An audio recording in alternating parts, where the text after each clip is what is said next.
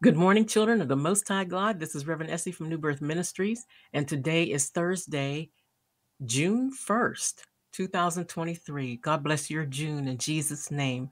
And I would like to read to you from James chapter 1. Consider hearing and doing God's word.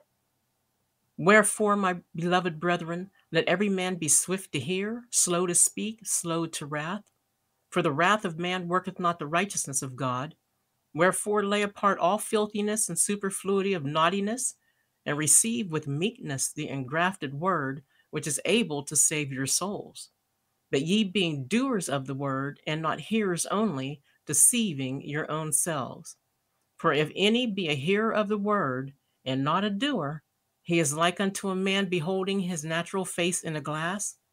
For he beholdeth himself, and goeth his way, and straightway forgetteth what manner of man he was. God bless you, and have a beautiful month of June.